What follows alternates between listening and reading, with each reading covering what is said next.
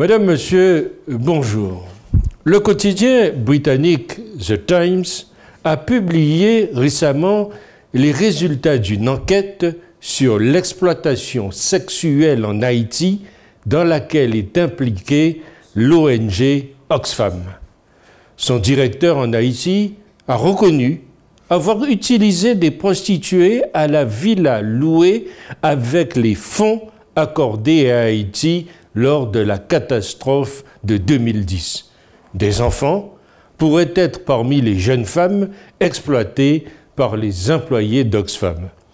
Les motivations, vous le savez, des gens qui font de l'humanitaire, loin de chez eux, quelquefois mal payés, sont souvent moins belles qu'on ne le croit. D'ailleurs, est-il utile d'épingler exclusivement Oxfam sans cautionner ses agissements? On serait surpris de l'étendue du phénomène en Amérique latine, en Afrique et plus aussi en Haïti, mais dans la majorité des pays en voie de développement et dans des milieux coopérants de tous bords et dans les milieux diplomatiques. Lors du tremblement de terre en Haïti, le pays a reçu 14 milliards de dons. Comment ont-ils été dépensés?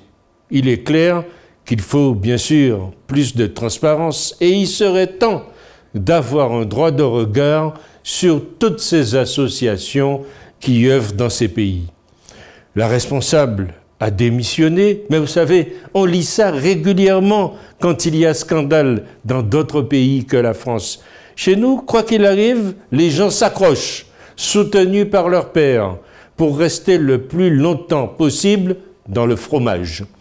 Aujourd'hui, fini le temps des médecins sans frontières et autres idéalistes qui partaient parfois sur leur propre denier pendant les vacances ou des congés sans solde. Ce sont maintenant des professionnels qui exercent, il est vrai, un métier dangereux, mais qui en tirent aussi des bénéfices. Vêtements et véhicules logistisés, images de marque, prestige et des risques de dérapage non négligeables dans des pays où la population est terriblement fragilisée. C'est une attitude néocoloniale. Pour qui connaît un peu Haïti, cette information est à peine surprenante, même si elle attriste encore une fois sur la marche du monde. Le rôle des ONG en Haïti est très ambigu, apport d'une aide sans doute, mais aussi gros business, gros salaires et enrichissement de quelques-uns dans l'île qui louent des maisons à plusieurs milliers de dollars au cadre des ONG. La circulation des 4x4 au milieu de la misère, 4x4 garés le soir devant les boîtes et les restos chics, oui, il y en a, interroge. Et nos amis africains pourraient aussi s'interroger sur ces pratiques. Signe des temps, nous sommes là face à un vrai scandale, touchant des personnes vulnérables. Et là, plus personne ne réagit. Ça se passe en Haïti, pays ultra pauvre. Donc, ça ne présente aucun intérêt.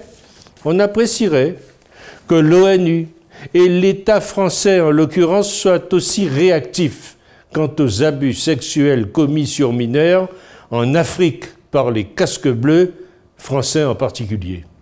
En même temps, il n'y a que les indécrottables gogos pour croire à la pureté et à l'indépendance de ces entreprises de charity business, comme on dit, dont les actionnaires et décideurs principaux sont institutionnels et politiques, mais que cette révélation arrive par la presse de caniveau Murdoch, juste après l'étonnante et dissonante dénonciation de l'accaparement des richesses par une minorité de très riches, n'est sûrement pas un hasard.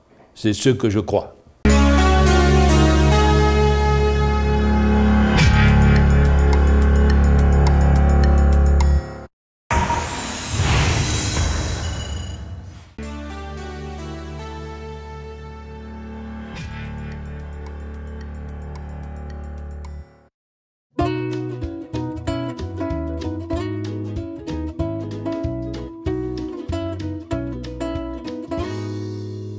Pour toutes vos stratégies de communication, vos manifestations politiques et culturelles, vos conférences et séminaires de formation, pour toutes vos cérémonies de mariage et de baptême, vous avez désormais une adresse professionnelle. L'agence Glouzilet au 26 avenue Henri Barbus, 93 000 Bobigny. Un studio high-tech de 49 mètres carrés est mis à votre disposition avec du matériel moderne de production et de post-production. L'agence Glouzilet dispose également de 2 supports de communication sur Internet, bzd-tv.com et glouziletnews.com. Pour plus d'informations, vous pouvez nous joindre au 09 19 588 881, 06 30 768 600, 06 65 381 367.